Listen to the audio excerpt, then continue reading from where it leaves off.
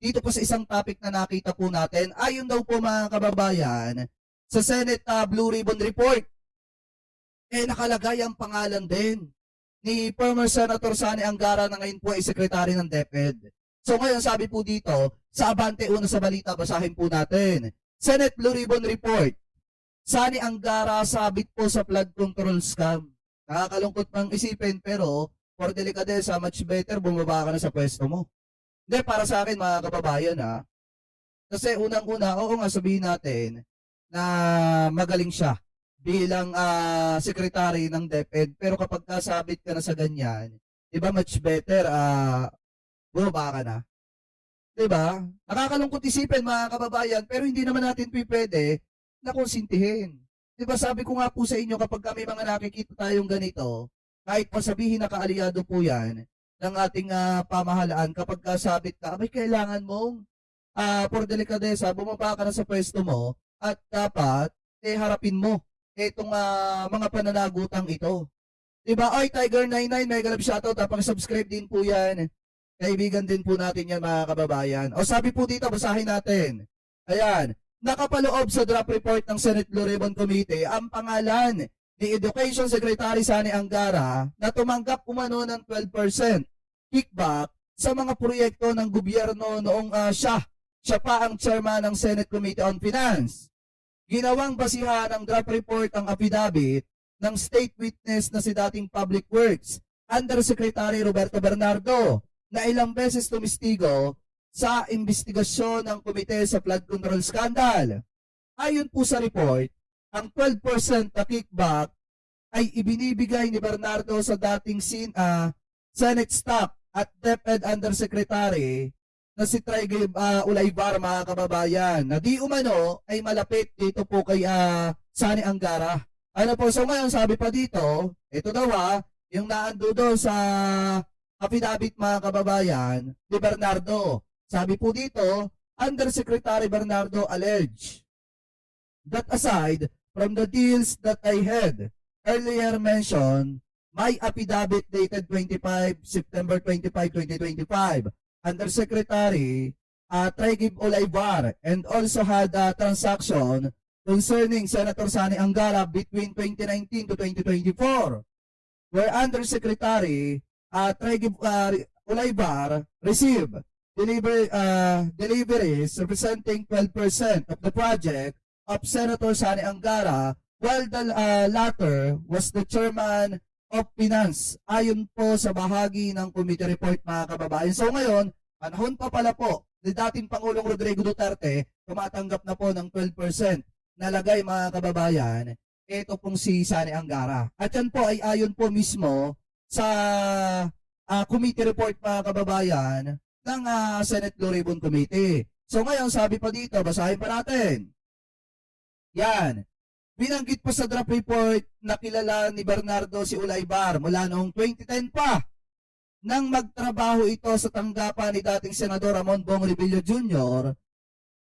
Sa namayapang dating Senador Edgardo Angara at sa anak nitong si Sani Angara. Sabi pa dito, gayon man, nakapaloob sa report na kailangan pang masiyasat muli ang isyo ng nakuhang kickback umano ni Sani Angara sa pamamagitan po nitong si Ulaybar. Nanindigan naman si Senate President Pro Tempore Panfiliping Lacson sa nilalaman ng draft report kung saan kabilang sa pinakakasuhan sa ombudsman ay sina Senador Jinggoy Estrada, Joey Villanueva, Francis Tis Escudero, Revilla, dating ako Bicol Representative Party List, Zaldico, at dating Caloocan Representative Mitch Kahayon Oy. Sabi pa dito, inirekomenda rin nakasuhan sina Ulaybar, negosyanteng Maynard Ngu, Charlene Beliayap, at etong sina De La Rosa, JY De La Rosa, at isang Mrs. Patron, Lauren Cruz, John Paul Estrada, Mark Texay, at isang individual na may alias na Peng.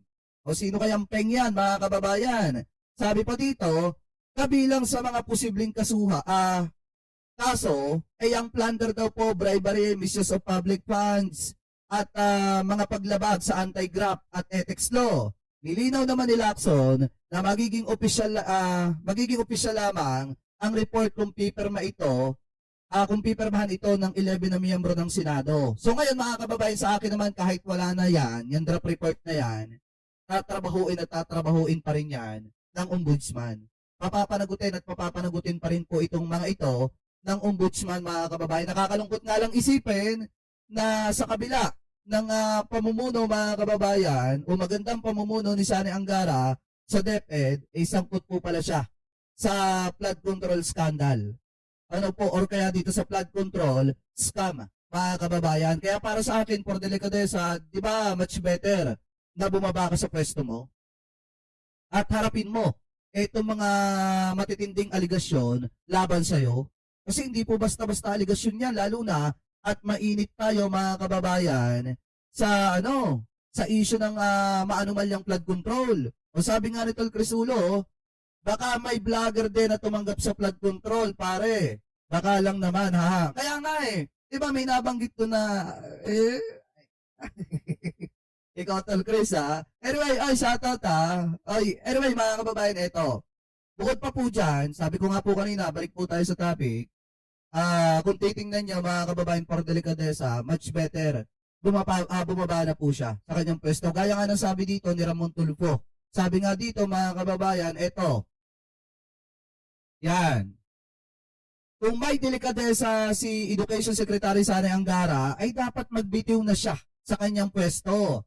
Na-implicate si Angara sa DPWH, flood control scam, nang sabihin ng isang testigo na 12% ang kanyang natatanggap sa halaga ng mga proyekto ng DPWH.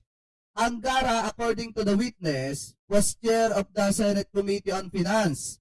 At the time, he received kickback from the DPWH. Nabisto ang di umano'y gawain ni Angara sa investigasyon ng Senate Blue Ribbon Committee. Sabi pa dito, ang kanyang bagman noon ay tinakpan mga kababayan, ay si resign, DepEd Undersecretary, Traigib Ulaybar mga kababayan. So hindi lamang si Ulaybar, kung hindi may iba pa. Tinakpan lang yung pangalan dito. Sabi pa dito, bigay kay Ulaybar ang kanyang pangalan, try to give to his boss.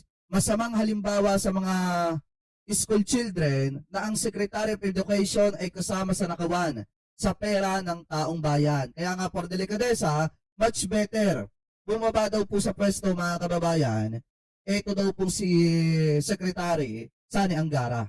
Yan po ay galing kay Ramon Tulfo, kasi di ba kapag nasasangkot sa mga ganyang klase ng usapin, for delikadesa, dapat talaga magbitiw muna sa pwesto.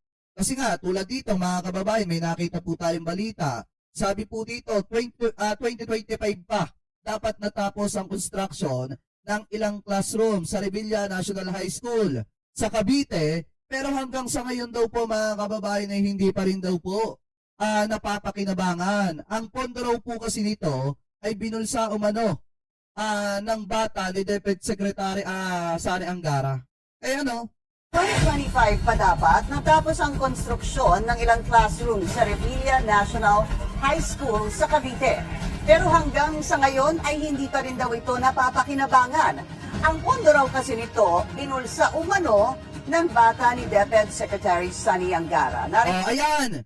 So, ang mangyayari dito mga kababayan kapag napatunayan na ito po talaga, yung pondo po niya na ibinulsa ng bata ni Sani Angara, magiging second version itong si Sani Angara ni Manuel Bunoan. Diba? Na kunyari hindi alam yung nangyayari sa ibaba, pero deep inside mga kababayan, baka alam nyo na yun. Itong agenda report ni Just Ignacio. Tila nagtitiping saksi ang mga bakal at nakatiwangwang na semento sa Revilla National High School sa isinagawang inspeksyon ni Public Works Chief Vince Dizon sa mga unfinished. Nako, si Secretary Vince Dizon pa ang nakatuklas. Ayan o. Diba mga kababayan, si Secretary Vince Dizon pa nakatuklas. School project. Pero yung isa, medyo best way forward. Mag-inventory ng lahat ng mga ganyan. Ang daming ganyan all over the country. Inventory yun muna ang i-priority ganyan ng pondo. Pero hindi lamang ito bunsod ng kakulangan sa pondo, kundi tila resulta rin ng sistematikong koleksyon na inilahat ni dating DPWH Undersecretary Roberto Bernardo sa kanyang sinumpang salaysay noong September 2025. Ayon sa affidavit, may umiiral umano ng mekanismo ng commitment o kickback na naglalaro sa 20% hanggang 25% ng halaga ng kontrata. Si former Education Undersecretary Traigiv Olaivar na umano'y protege ni Secretary Sani Angara ang itinuturo ni Bernardo bilang tagapamagitan sa mga transaksyon. Ayon kay Bernardo, nagsimula si Olaivar bilang staff ni Senator Bong Revilla bago lumipat sa opisina ng late Senator Edgardo Angara at kalaunan kay Sani Angara. Inilahad din ni Bernardo na sa pagitan ng taong 2019 at 2024 habang si Sani Angara ang chairman ng Finance Committee, nakatanggap umano si Olaivar ng mga deliveries na katumbas ng 12% ng mga proyekto ng senador. Grabe, no? Kabilang sa mga nadamay na pondong nagkakahalaga ng bilyong piso ay ang mga proyekto sa Oriental Mindoro, Quezon City at ang 2.85 billion pesos na saro para sa Region 3 at Bulacan. Sa ilalim ng ganitong sistema, ang nakalaang pondo para sa konstruksyon ay tila nababawasan na bago pa man maipambili ng materyales. Na tila nagiging dahilan kung bakit maraming proyekto gaya ng sa Revilla High School ang nananatiling mga kalansay lamang. Nako! Bukas ang Billionaire News Channel para So ngayon siguro magtataka kayo bakit nabanggit dyan yung pagbulsa ng bata daw po ni DepEd Secretary Sani Angara. So ang tinutukoy pala po dyan na bata ni DepEd Secretary Sani Angara ay walang iba kung hindi. Ito pong si Traigiv Olaivar. Ano po kasi siya daw po ang namamagitan ng pagtanggap dun po sa mga kickback na allegedly ay napapapunta dito po kay Sani Angara. Okay, dapat pagkaganyan mga kababayan, anong pinakamainam na dapat gawin?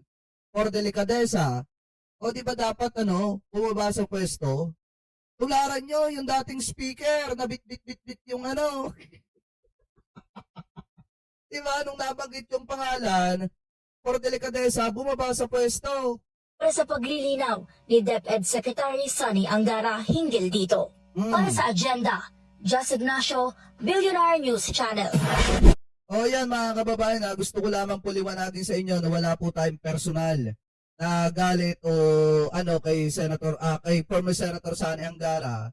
Ang sa atin lamang mga kababayan, kapag kaganito, na nababanggit ang pangalan mo sa matinding korupsyon na nangyayari dito po sa ating bansa. Kasi hindi po biro to.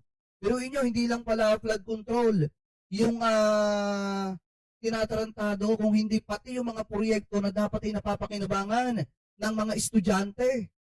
Dapat napapakinabangan ng mga kababayan Pilipino po natin.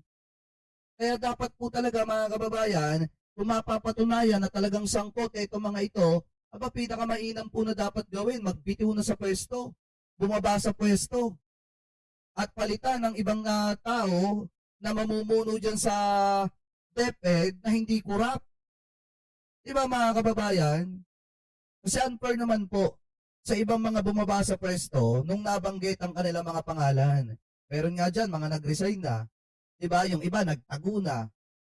Kasi ang pinakamatindi po nito, kung hindi po alam ni former Senator Sani Angara, na ngayon po yung sekretary ng DepEd, etong ginagawa ni Olaivar, kung may katotohanan man po ito, magiging bunuan the second siya, mga kababayan, na hindi alam ang ginagawa ng mga nasa downline niya. So ngayon, sa akin, in my personal opinion, kung may katotohanan man po, itong mga aligasyon na ito, much better na bumaba sa pwesto, ito pong si former Senator Sani Angara, na ngayon po ay secretary ng DepEd. Mga kababayan, so kayo? Ano po ang komento ninyo? Hingil po dyan. Comment below na lamang po kung ano po masasabi nyo. Hingil po sa usapin po na yan mga kababayan. At ngayon,